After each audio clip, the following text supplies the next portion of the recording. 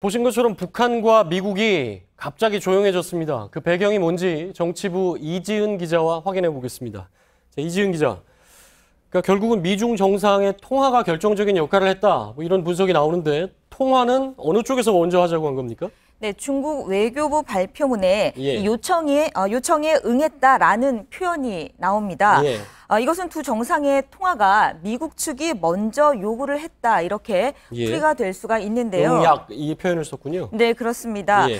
이 내용을 좀 보면 이 트럼프 대통령이 시진핑 주석에게 중국의 지적 재산권 침해 등 이 무역 관행 조사를 예고한 것으로 알려졌습니다. 예. 그러니까 중국의 경제적인 압박을 하면서 북한을 좀 견제해라 이렇게 요청을 했다는 건데 구체적으로 어떤 내용입니까?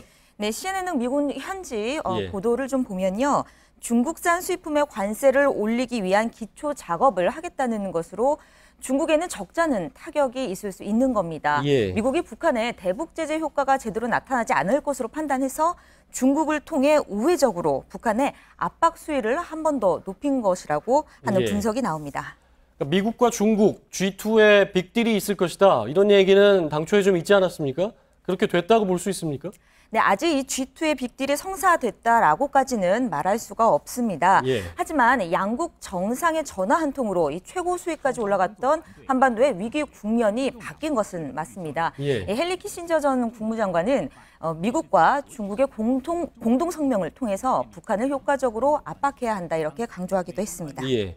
위기 상황이 가장 고조된 게 괌 포위 사격 발언이었는데 그렇다면 북한이 괌 포위 사격을 철회했다 이렇게 봐도 될까요? 아직은 좀 더 지켜봐야 할 것 같고요. 예. 앞으로 일주일이 고비로 보입니다. 먼저 14일 월요일을 좀 보면요. 예. 트럼프 대통령이 휴가에서 돌아오고요. 그리고 휴가철이었던 중국 정부의 이 업무가 공식 재개되는 날입니다. 양쪽에서 입장이 계속 나올 수 있겠군요. 그렇습니다. 공식 예. 입장이 나올 것으로 보이는데 중국이 본격적으로 중재를 좀 시도할 것으로 보이는데 예. 이 대북 특사 파견 등을 좀 검토하고 있는 것으로 야, 알려졌습니다. 대북 특사 파견 얘기도 지금 나오고 있습니까? 네. 자, 북한이 근데 가이드라인으로 잡았던 게 이번 주 대략 후반쯤이죠? 그렇습니다. 북한의 전략군 사령관이 8월 중순까지 이 괌 포위 사격 방안을 최종적으로 완성해서 예. 이 김정은에 보고하겠다라고 말을 했었는데요. 그 얘기는 결국 김정은이 그때 결정을 할 것이다. 그렇습니다. 예. 그때까지 시간을 좀 둘 수 있다라고 이제 해석을 할 수 있는 건데 예. 군사 전문가들은 이번 주 후반에 대화의 문이 열리느냐 아니냐 이런 좀 갈림길의 기로가 될 것으로 분석을 예. 하고 있습니다.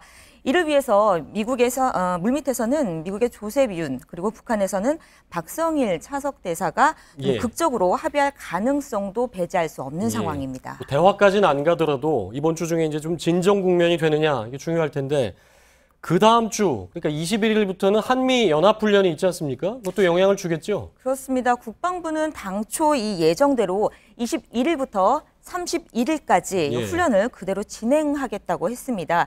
이때 미국의 최신 전략 자산들이 한반도에 모두 전개가 됩니다. 예. 때문에 북한이 그때 도발을 하는 건 좀 사실상 불가능하다는 게 군사 전문가들의 분석입니다. 예. 그런데 그걸 떠나서 이전에 확실한 국면 전환이 있어야 하는 것이고요. 그렇지 않으면은 이 훈련 이후에 다시 위기 국면이 시작될 수도 있다는 분석이 나옵니다. 그러니까 21일부터 훈련이 시작되기 때문에 딱 이번 주 14일부터 한 주 동안이 중대 고비가 될 것이다. 뭔가 어떤 타결점이 좀 마련이 돼야 된다. 그런 얘기군요. 네, 그렇습니다. 정치부 이지은 기자였습니다.